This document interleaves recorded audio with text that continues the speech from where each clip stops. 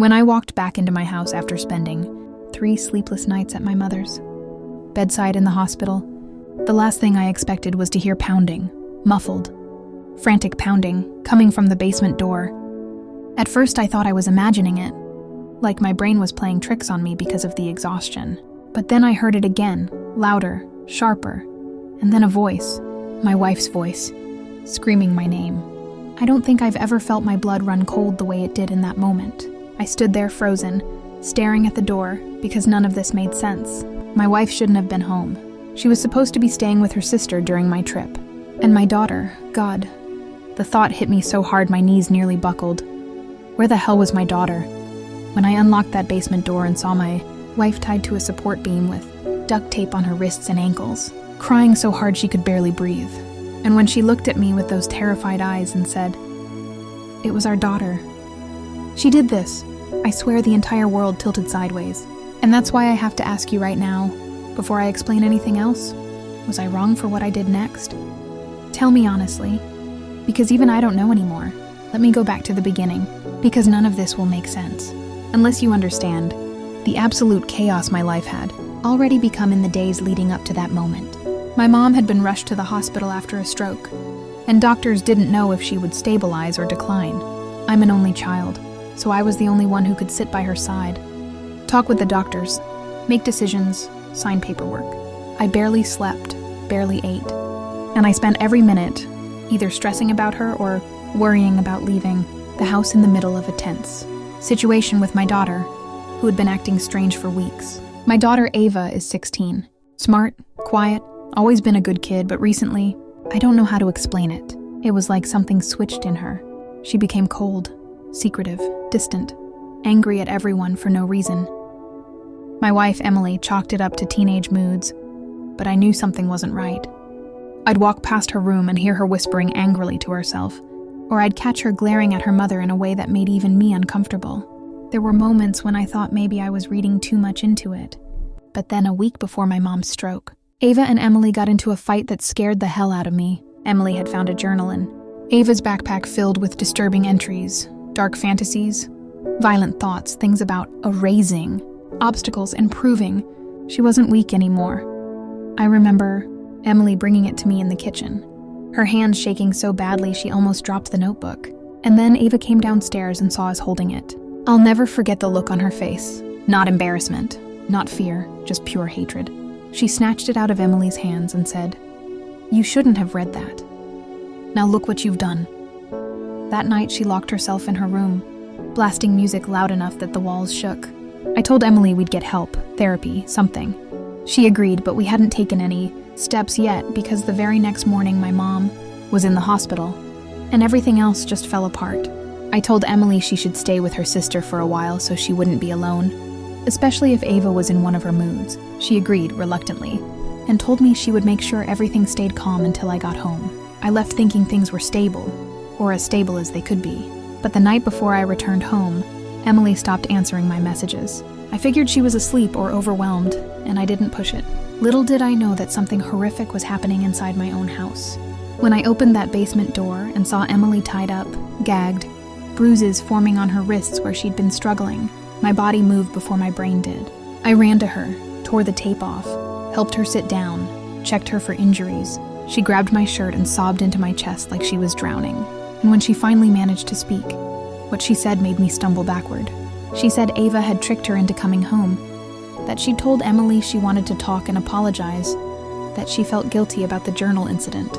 Emily didn't want to ignore a chance to reconnect, so she drove home alone, thinking they might finally make progress. But the moment she stepped inside, Ava hit her from behind, knocked her down the basement steps, dragged her to the beam and tied her up.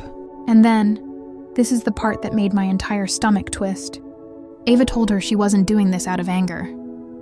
She said she needed Emily out of the way so she could reset the family. Emily didn't know what that meant, and honestly, neither did I. She said Ava had been pacing upstairs for hours, muttering to herself, occasionally coming down to check if the knots were holding.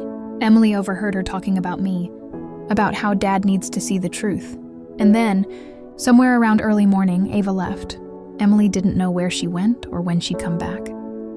I immediately called out for Ava, shouting her name through the entire house.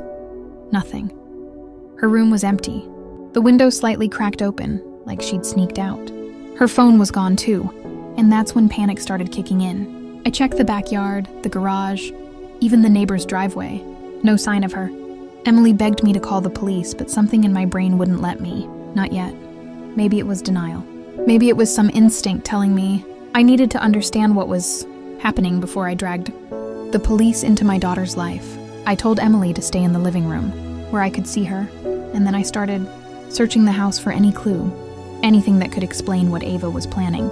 Emily was crying, terrified, confused, and I was trying to console her while my own hands were shaking uncontrollably. I kept asking myself how the hell things had escalated like this. I found another notebook in Ava's room, hidden under her mattress. This one wasn't filled with violent fantasies. It was filled with detailed plans. Maps of the house, schedules of when each of us was home, notes about timing and execution and removing, influences, and at the bottom of the last page, there was a sketch of me, my face crossed out with red ink. That's when I realized this wasn't a tantrum or a phase. Something was very, very wrong with my daughter. Around this point, I need to pause for a moment, and this is where I ask you, the audience, what you would have done. Because I was standing there, holding evidence that my own daughter had planned something dangerous, maybe even deadly. I had my wife crying and begging me to call the police. I had a missing teenager who might have been a threat to herself or others. So before I tell you what I did next, I want you to think about it. Put yourself in my place. Your child has tied up your spouse and written about harming you. Do you call the cops immediately? Do you try to find your child yourself? Do you confront them? Pause for a moment and comment what you would have done in my shoes. I'm genuinely curious because every option felt like a nightmare.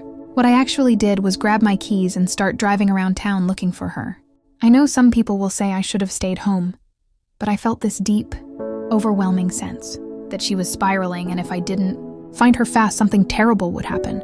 Emily stayed behind but begged me to call every few minutes. I checked the park, the old skate lot, her school grounds, anywhere she might have gone to be alone. And then I found her, on the edge of a pedestrian bridge overlooking the river, just standing there, staring down into the water, hair blowing wildly in the wind. I parked so fast I nearly hit the curb. I ran to her, calling her name, and she didn't even turn around. When I got closer, I realized she was crying. Not loud sobs like Emily, but silent, shaking tears. When she finally spoke, her voice was so small it almost broke me. She said, "I didn't mean to hurt her. I just needed to stop everything. I just needed the noise to stop." I asked her what she meant, and she said something that chilled me. "My head isn't mine anymore." She told me she'd been hearing a voice for months. A voice that told her my wife was trying to replace her, that I didn't love her anymore, that she needed to take control before she lost everything. She said she tried to ignore it, tried to drown it out with music, but it got stronger. I didn't know whether she was having a mental health crisis, a psychotic break, or something else entirely. But hearing her say those words made everything click into place. The journal, the plans, the sudden rage, the coldness. She wasn't just angry. She was suffering. She was terrified. And she had hurt Emily because she genuinely believed she was protecting herself from something that wasn't real. I slowly approached, speaking softly, telling her we could get help, that none of this made me love her any less. At one point, she turned toward me, and for the first time in months, she looked like my little girl again, eyes wide, scared, lost. I reached out my hand. She hesitated, but eventually took it. I pulled her into a hug, and she completely collapsed into me, sobbing into my chest. I brought her home, keeping one arm around her the entire walk from the car to the house. Emily was terrified when she saw her, but Ava didn't fight. She didn't yell. She just kept whispering, I'm sorry. I called for an emergency psychiatric evaluation immediately after. They took her in for treatment. Doctors said she was showing signs of early onset psychosis, something that can strike teenagers suddenly and aggressively. She was admitted for stabilization and long-term care planning. Emily and I spent the next few days talking to therapists, doctors, specialists. It was overwhelming and heartbreaking, but at least now we had answers. At least now we could get her help. The aftermath hasn't been easy. Emily still wakes up some nights shaking. I still replay the moment I found her tied up. And I also replay the bridge scene over and over, because if I had arrived 10 minutes later, Who knows what could have happened? Ava is still in treatment, but she's improving slowly. The voice isn't as loud anymore, according to her doctors. She asks about us. She wants to come home eventually, and I want her to, but only when she's ready and stable. Emily feels the same, even though she still flinches when a door slams too loudly. We're healing, slowly, painfully, but we're healing. And I'm trying my best to forgive myself for not seeing the signs earlier.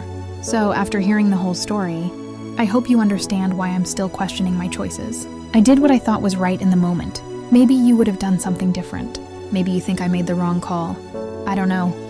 What I do know is that I almost lost both my wife and my daughter in the same week. And I'm grateful every day that I didn't. Thank you for listening to this whole mess. Like this video if you think I handled things the best I could with the information I had. Subscribe for more stories like this, and let me know in the comments what your final thoughts are. I'll see you all in the next story.